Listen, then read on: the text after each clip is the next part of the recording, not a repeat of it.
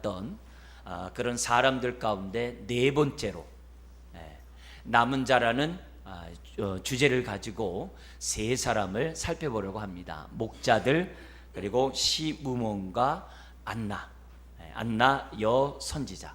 제가 남은 자라는 단어를 일부러 사용했는데요, 왜냐하면 여러분들에게 남은 자라는 단어를 좀 상기시키고 싶어서. 왜냐하면 남은 자라는 이 단어는 성경의 아주 중심 주제 가운데 하나이기 때문에 그래요. 하나님의 구원이 누구에게 임했느냐? 남은 자에게. 하나님의 역사가 누구를 통해 임했느냐? 남은 자를 통해서 이루어졌어요. 노아와 그의 가족이 그 시대의 남은 자였고요, 아브라함을 비롯한 믿음의 조상들이 그 시대의 남은 자들이었어요. 남은 자들이었어요. 그래서 하나님의 역사는 항상 남은 자들을 통해서 일하셨어요. 이스라엘 백성이 바벨론 포로로 끌려가서 다시 돌아오게 하셔서 다시 이스라엘을 재건할 때 쓰임받았던 사람들이 남은 자예요. 예수님 시대 마리아를 비롯한 우리 사가랴, 또 세례요한, 또 여러 가지 오늘 우리가 보려고 하는 이 세 사람, 이 모든 사람들이 다 남은 자예요. 남은 자의 숫자가 얼마나 많은지 잘 몰라요. 왜냐하면 엘리야가 850명의 우상 숭배자들을 처단했을 때 홀로 남았어요. 너무 힘들었어요, 여러모로. 그래서 하나님 앞에, 하나님 저만 남았네요 그랬더니 하나님이 뭐라고 그래요? 바알 선지자에게 무릎 꿇지 않은 7,000명을 남겨뒀대요.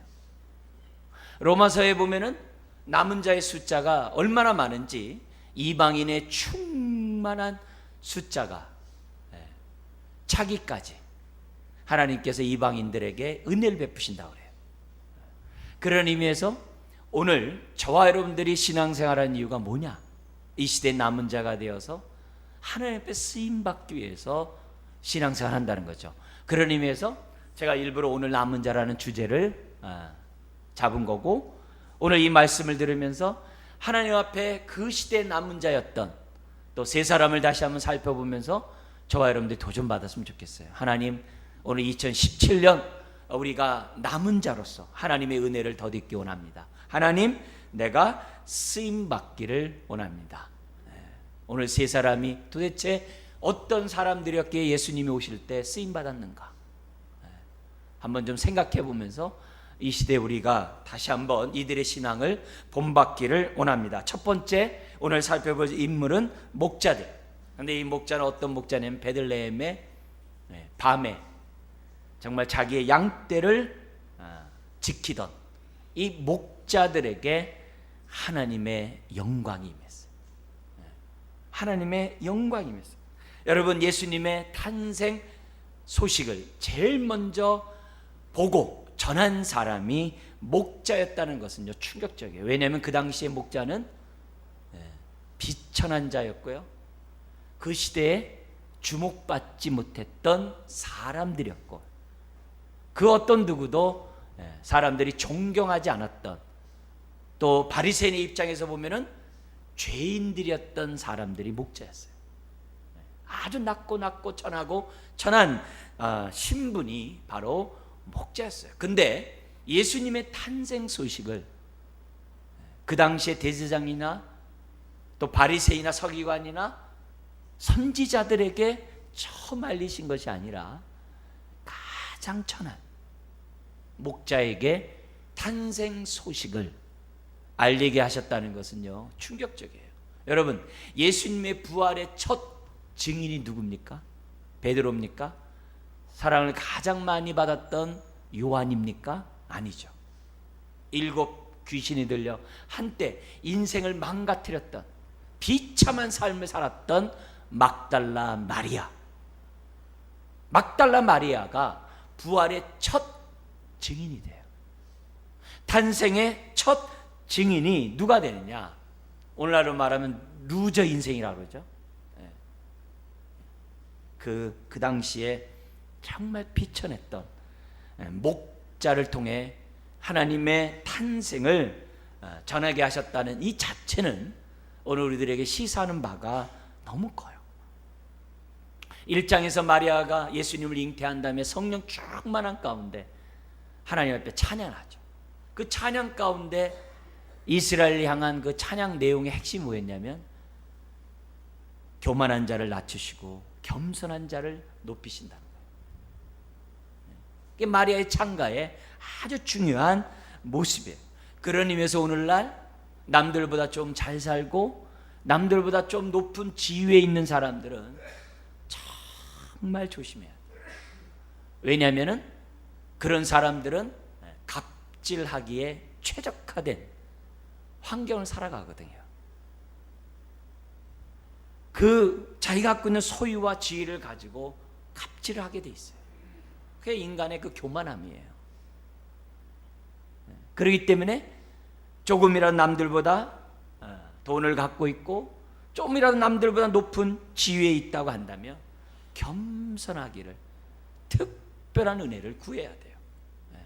그렇다고 부자와 높은 지위에 있는 사람이 다 교만하고 가난하고 낮은 지위에 있는 사람이 다 겸손하냐? 그건 아니죠. 그건 아니죠. 우리는 어떤 상황에 있든지 항상 겸비해서 높임을 받을 수 있는 하나님의 자녀가 돼야 한다는 거죠. 그렇다고 목자들이라고 해서 그 당시에 목자들에서 다 겸손한 자는 아니겠죠. 목자들 가운데서도 얼마나 많았겠어요. 그 많은 제사들이, 제물들이 드려지는데 얼마나 많은 목자들이 있었겠어요. 많았겠죠. 많았겠죠. 그러나 오늘 예수님의 탄생 소식을 제일 먼저 경험한 이 목자들은 하나님이 보실 때 특별한 인물이었다는 것은 의심의 여지가 없는 거죠. 아무나 쓰지 않겠죠, 하나님. 우리가 다 알지 못하지만 하나님이 중심을 보시는 하나님이 목자를 위로할 뿐만이 아니라 그 목자를 통해서 우리에게 주는 하나님의 메시지가 있는데 아무나 쓰지 않겠죠. 그 시대의 남은 자였기에 정말 세속에 물들지 않고 하나님을 경외하고 사가랴나 시므온처럼 하나님 앞에 의롭고 경건하게 남이 보지 않지만 비록 비천하고 남에게 무시를 당하고 정말 고통을 당하는 멸시를 받는 그 상황에서도 우겨싸이지 않고 하나님을 경외한 목자들이었기 때문에 하나님이 쓰셨다라고 말씀드릴 수 있죠. 특별히 오늘 본문에서는 예수님이 황제의 호적 정리에 의해서 저 북쪽 갈릴리에 살다가 요셉이 다윗의 후손이기 때문에 그 후손들이 사는 베들레헴까지, 남쪽 예루살렘까지 그 먼 길을 정말 호적을 하기 위해서 오게 됩니다. 그러나 오는 그 가운데 만사 때였고 또 여러분도 잘 알다시피 말 구유에서 예수님이 탄생하게 돼요. 그때 한번 마리아 입장 한번 생각해 보세요. 그래도 내가 하나님의 아들을 출산하는데, 여러분 모든 어미의 마음은 자기가 낳는 아이를 가장 귀한 곳에서 낳고 싶어하는 게 모든 어미의 마음이에요. 하나님의 아들 예수님을 갖다가 출산하는데 왕궁은 원하지도 않고 그러다 하다못해 여관은 있어야 되는 거 아닌가 생각할 수도 있어요. 그 어떤 누구의 주목도 받지 않는 쓸쓸한 가운데, 말 구육 가운데 예수님이 태어났어요. 그때 어미의 입장은 참 찬했을 거예요. 하나님의 역사하심에 대해서 이해하지 못한 부분도 있었을 거예요. 이런 마리아를 하나님이 가만두시겠어요? 오늘날로 말하면 서프라이즈 하시겠죠. 누구를 통해서요? 바로 목자들을 통해서 마리아를 위로하고 마리아의 탄생을, 예수님의 탄생을 축하하는 그런 서프라이즈를 우리 하나님이 누굴 통해 하시는가? 다른 사람도 아니라 그 당시에 비천한 자, 정말 그 어떤 누구에게도 주목받지 못했던 이런 목동들을 통해서 하나님은 하나님의 뜻을 이루셨던 것을 오늘 본문에 보게 됩니다. 하나님의 예수님의 탄생에 그 축하하는 그 서프라이즈는 오늘과 다르죠. 이 9절에 보면은 촛불을 켜지 아니하고 주의 영광을 나타나세요. 그뿐만 아니라 10절에 보면은 직접 마리아에게 서프라이즈를 하시는 것이 아니라 목동을 통하여 서프라이즈를 하시는데, 그 목동에게 우리 하나님이 천사를 보내서 나타나셔서 말씀합니다. 10절에 뭐라고 얘기합니까? 무서워 말라, 보라 내가 온 백성에게 미칠 큰 기쁨의 좋은 소식을 너희에게 전하노라. 목자들이 얼마나 놀랬겠어요. 오늘 다윗의 동네에 너희를 위하여 구주가 나셨으니 곧 그리스도 주시니라. 그가 너희가 가서 강보에 쌓여 구유에 뉘어 있는 아기를 보리니 이것이 너희에게 표적이니라 하더니, 이 목자가 양떼를 지키다가 놀라운 영광을, 그리고 놀라운 하나님의 음성을 듣게 됩니다. 이런 선포가 딱 떨어지자마자 목동의 유관이 확 열려요. 영안이 열린 거죠. 영안이 열려서 눈에 보이지 않는 천군 천사가 13절 14절에 나타난 거예요. 그리고 예수님의 탄생을 갖다가 이 땅에서는 그 어떤 누구도 반기지 않지만 하늘에서는 천군 천사가 일제히 예수님의 탄생을 찬송합니다. 뭐라고 찬송합니까? 14절 같이 한번 읽어볼까요? 지극히 높은 곳에서는 하나님께 영광이요 땅에서는 하나님이 기뻐하신 사람들 중에 평화로다. 할렐루야. 우리는 짧게 말해서는 하늘의 영광, 땅에는 평화 그러지만 이 땅에서 평화도요, 남은 자들이 평화를 누려요.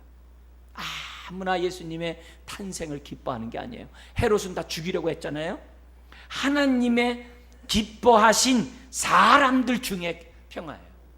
남은 자들이 평화를 누리는 거고, 하나님의 은혜를 입은 자들이 평화를 입는 것이지, 모든 자들이 예수님의 오심을 반기는 것은 아니라는 것을 보여줘요. 목자가 이 광경을 봤을 때 얼마나 놀랐겠어요. 얼마나 놀랐겠어요. 얼마나 충격했겠어요. 그러자 16절에서부터 20절까지 목자가 어떻게 돼요? 마리아를 위로하러, 또 예수님의 탄생을 축하하러 갑니다. 그래서 16절에 빨리 가서 마리아와 요셉과 구유에 누인 아기를 찾아서, 그 당시 사람이나 많겠어요? 집이나 많겠어요? 아이 찾는 거야 어렵지 않겠죠. 찾아서 보고 천사가 자기들에게 이 아기에 대하여 말한 것을 전하니. 놀랍죠? 18절에 듣는 자가 다 목자들이 그들에게 말한 것들을 놀랍게 여기되 마리아는 어떻게 돼요? 마음에 모든 말을 새기어 생각하니라. 참 차분하게 짝이 없어요. 이렇게 10대 소녀가 심지가 깊을 수 없어요. 그죠? 그 가운데서 뭔가 좀 막 할렐루야하고 막 이러면 얼마나 좋겠어요. 마음에 새기고 있는 거예요. 이 순간에 마리아가 얼마나 위로를 받았겠어요. 왕궁에 태어난들 무슨 의미가 있겠어요. 말구에 태어날지라도 하나님의 영광이 함께하니 그러면 천국 아니겠어요. 얼마나 위로를 받겠어요.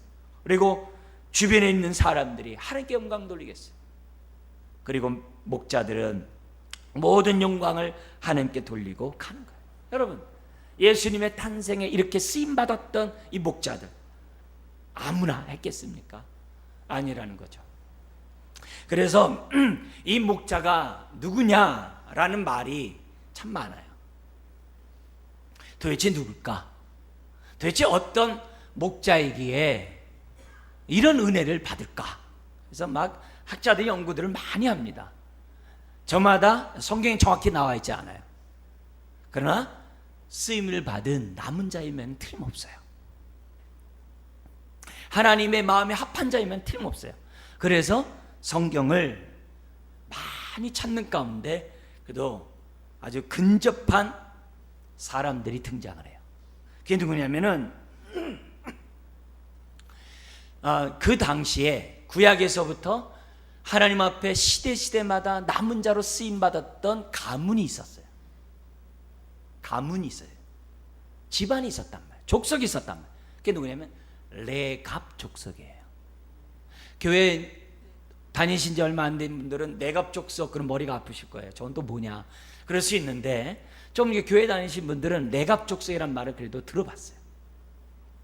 한 예로 이 레갑 족속에 대한 얘기가 성경에 이제 크게 이제 세 군데 나오게 되는데요. 많은 집에 나와요. 근데 중요한 사건 세 군데 나오는데, 한 번은 주전 840년경에 아합 왕이라는 사람이 있었어요.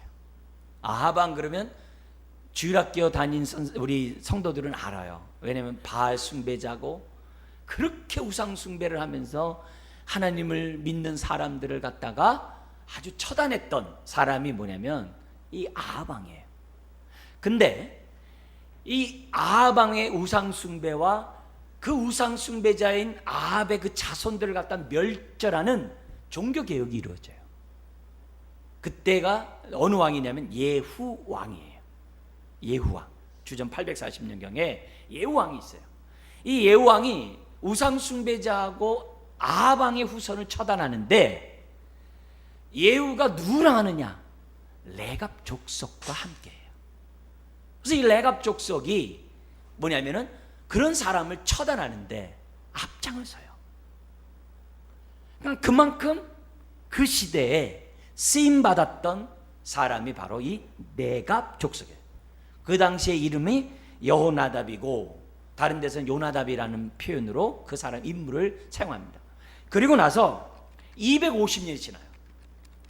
250년이 지난 다음에 이스라엘이 우상 숭배하고 불법을 행하고 불의를 행함으로 바벨론의 포로로 끌려가게 됩니다.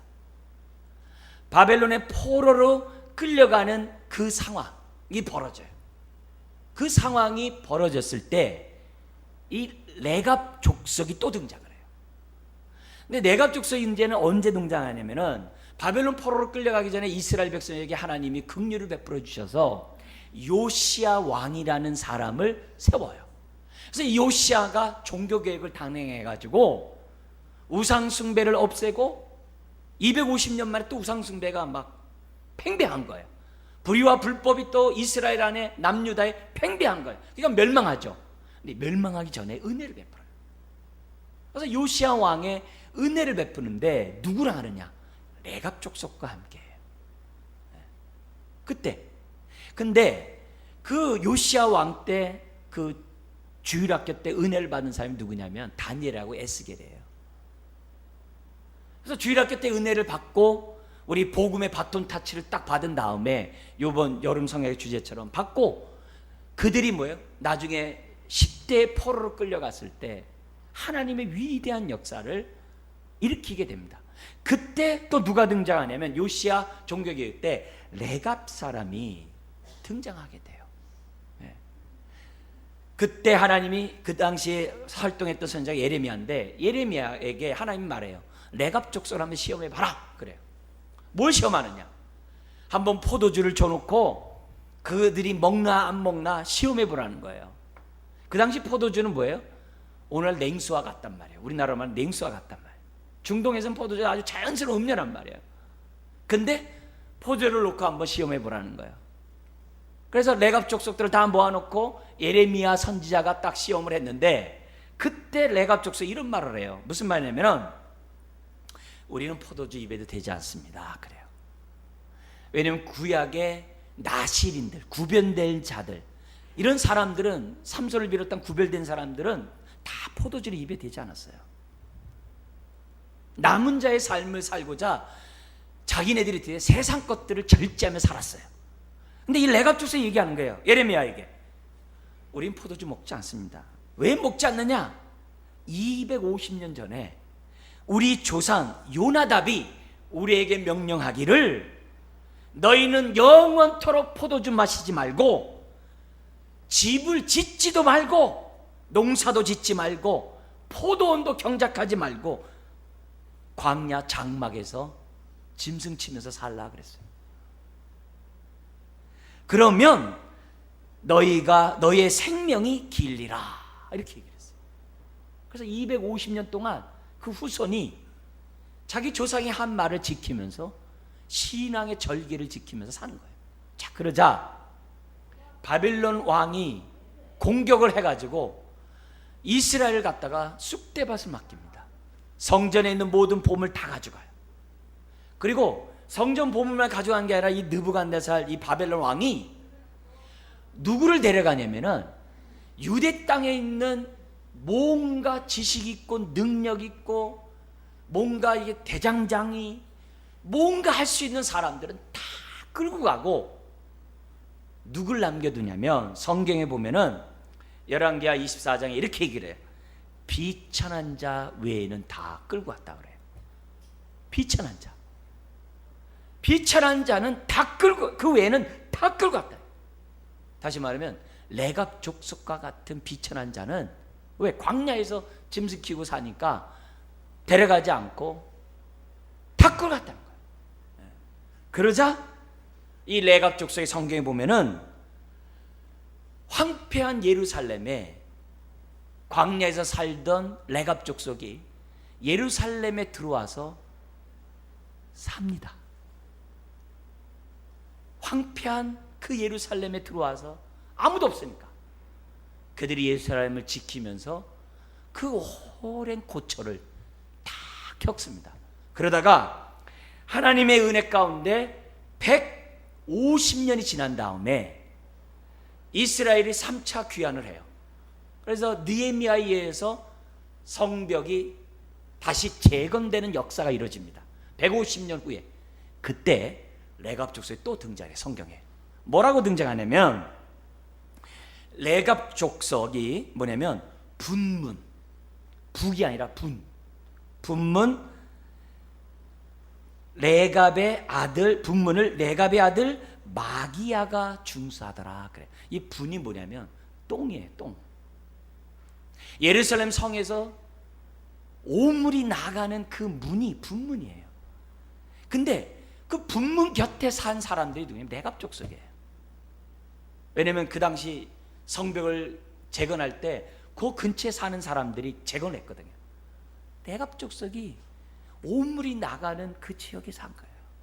얼마나 천하게 산지 몰라요. 그래서 그 분문을 중수하더라.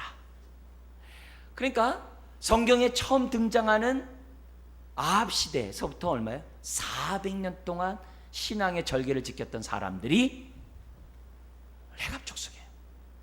그리고 400년이 지나서 예수님이 탄생한 거예요.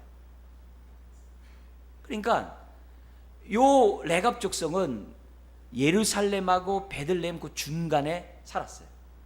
예루살렘과 베들레헴까지는 10km예요. 그 중간이면 뭐예요? 5km 정도 되겠죠. 거기서 살던 가문이 레갑 족속이에요.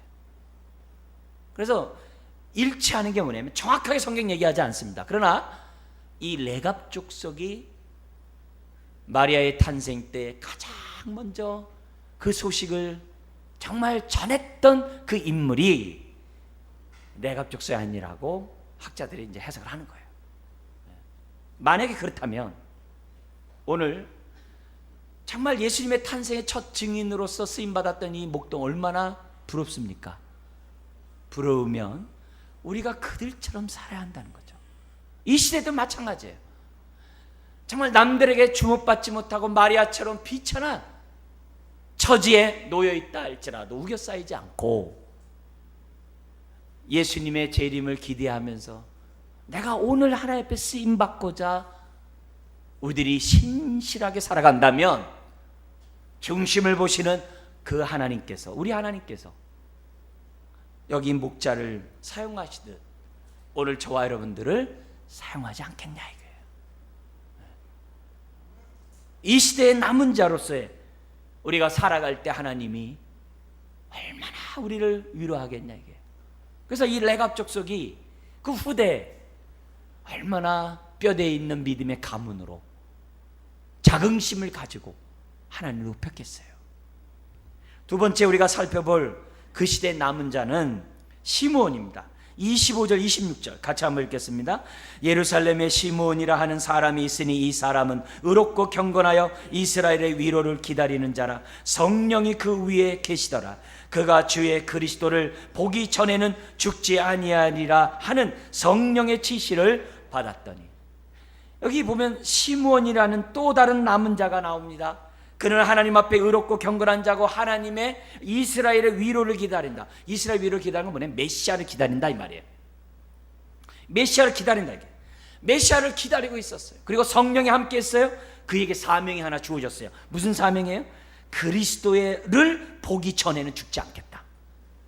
여러분, 히브리인들은요 사명과 죽음을 같은 어원에서 나온 단어를 써요. 그래서 히브리인들은 사명이 끝나기 전까지는 죽지 않는다고 믿어요. 사명이 끝나면 죽는다라고 믿어요. 이 히브리 사고예요. 여기 지금 시몬도 똑같아요. 자기가 사명을 완수하기 전까지는 죽지 않겠다고 들어요. 그 사명이 뭐겠어요? 마리아를 위로하고 예수님을 보는 거 아니겠어요? 그죠? 그리고 보면서 이 아이를 통하여 어떤 일들이 생겨날 것을 부모에게 말하는 것이 오늘 본문 안에서는 시몬의 사명이에요. 시몬의 사명이에요. 자, 그래서 여기 보니까 그때 마침 27절 성령의 감동으로 성전에 들어가매, 성령이 들어가라는 거예요. 들어가매 마침 부모가, 예수님의 부모가 율법의 관례대로 행하고자 하여 아기 예수를 데리고 오는지라. 여기 율법의 관례가 뭐예요? 거기 22절 23절 있어요. 거기 23절에 보면 첫 해 처음 난 남자마다 주의 거룩한 자라 하리라 한 대로. 왜냐하면 첫 태생은 다 주의 것이에요. 그래서 구약은 뭐예요?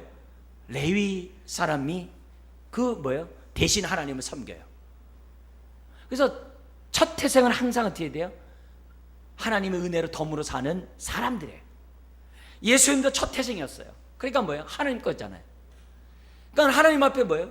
제사를 드리면서 다시 어떻게 돼요? 자기 인생을 사야 되는 거거든요.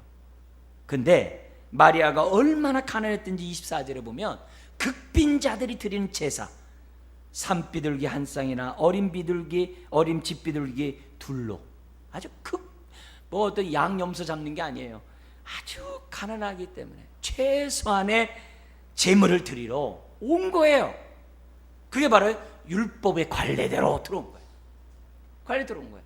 들어오자 시므온이 그 아기를 28절에 안고 하나님을 찬양하면서 지금 뭐예요?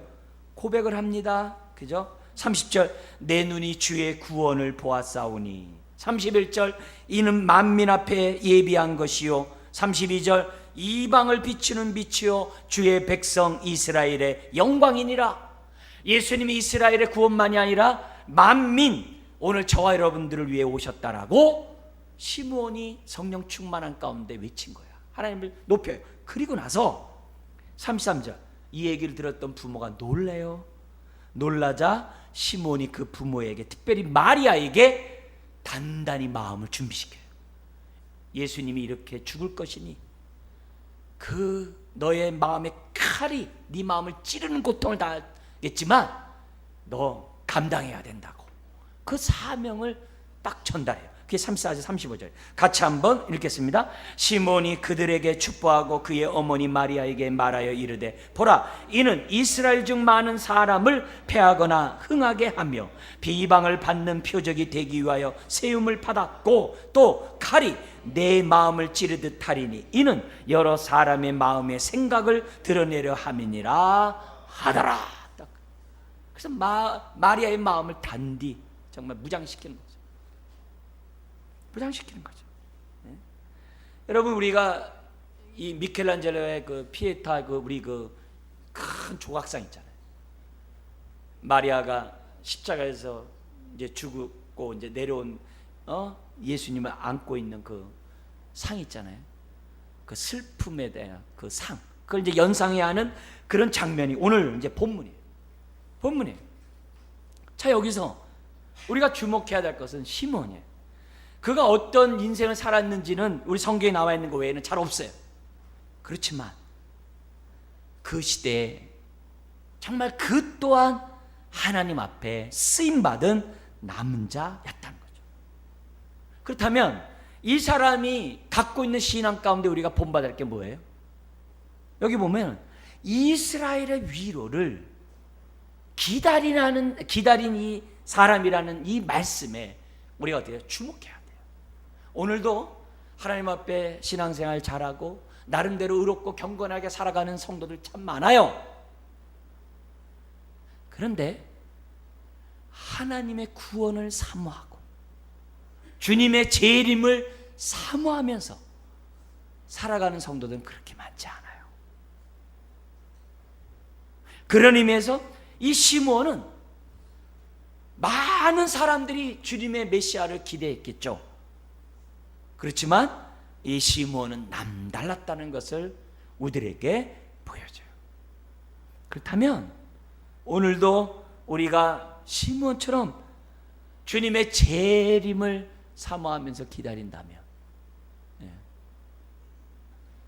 주님이 오시는 그때, 또 오늘 저와 여러분들이 성령의 충만함을 여기 시므온처럼 경험하게 될 것이고, 또 주님의 재림을 기다리기 때문에 우리의 삶이 그만큼 하나님 앞에 의롭고 경건한 삶을 살아갈 수 있겠죠. 시므온이 시험받은 것은 다른 게 아니에요. 그 누구보다도 메시아를 정말 대망, 정말 사모했기 때문에 그는 그 시대에 쓰임받은 남은 자가 될 수 있었다는 거죠. 세 번째로 살펴볼 사람은 84세 과부 안나입니다. 36절 37절 같이 한번 읽겠습니다.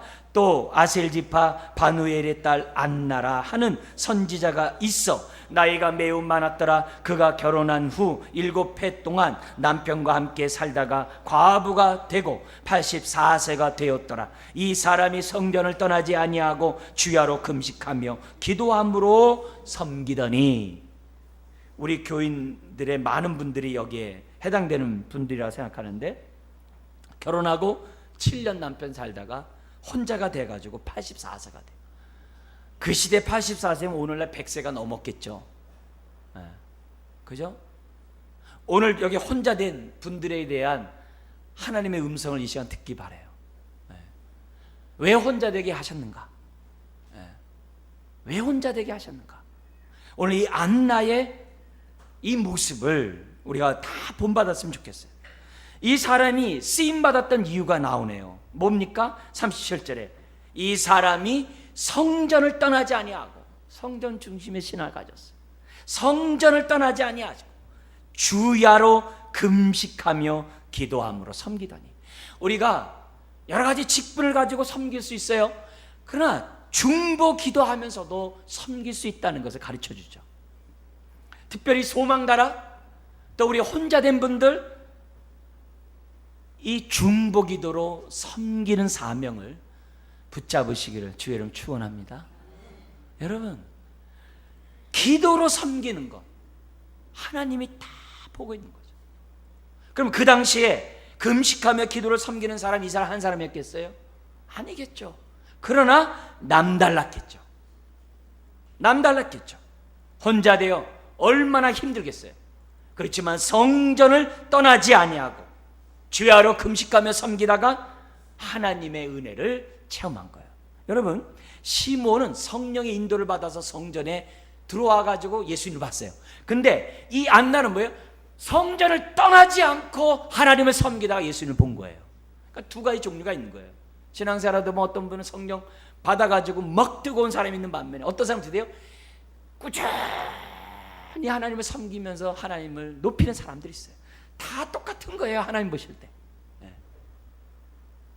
안나는 성전을 떠나지 않고 있다가 예수님을 본 거예요. 때마침 하러 온 예수님을 본 거예요. 그리고 나서 시므온은 마리아하고 요셉에게 하나님의 뜻을 전했죠. 근데 이 안나는 누구에게 하나님의 뜻을 전하냐면 38절 같이 한번 읽겠습니다. 마침 이때 나와서 하나님께 감사하고 예루살렘의 속량을 바라는 모든 사람에게 그에 대하여 말하니라. 여기 예루살렘의 속량이나 거기 시몬이 이스라엘의 위로나 하나님의 아들 메시아를 기다리는 거나 같은 말이에요. 여기 보면 예루살렘의 속량을 기다리는 사람이 많았다 그래요. 많았다 그래. 근데 시몬하고 안나만 쓰임받아요. 안나. 이 안나는 정말 하나님의 속량을 바라는 모든 사람. 왜요? 성전을 떠나지 않았기 때문에 누가 하나님의 구원을 메시아가 오기를 기다리는지 다 안다고. 왜? 성전을 떠나지 않고 늘 있으니까. 그래서 그 사람들에게 예수님에 대해서 말했다. 얼마나 놀라운 거예요. 이 안나가 이런 은혜를 받은 것이 얼마나 우리들이 부러워요.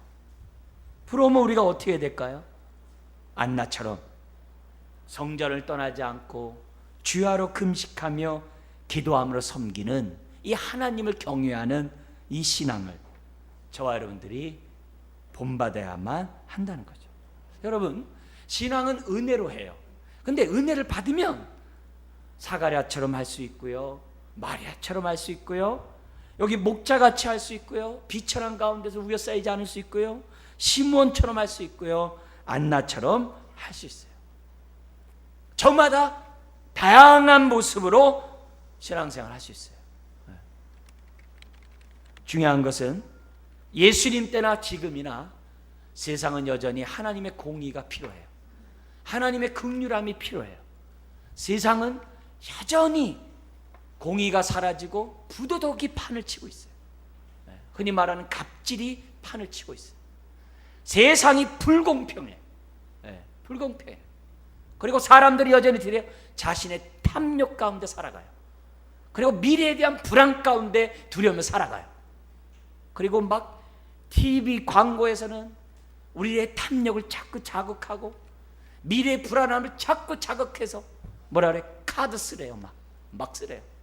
당신도 이거 누릴 권리가 있다고 막 유혹해요. 빚더미에 막 앉게 만들어요. 막.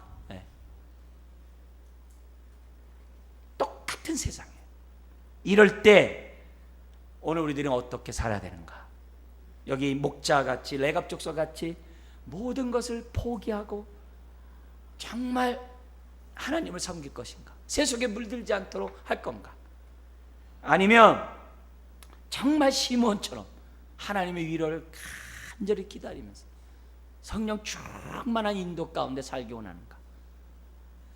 주야로 금식하며 성전을 떠나지 않고 기도로 섬기는 삶을 살 것인가?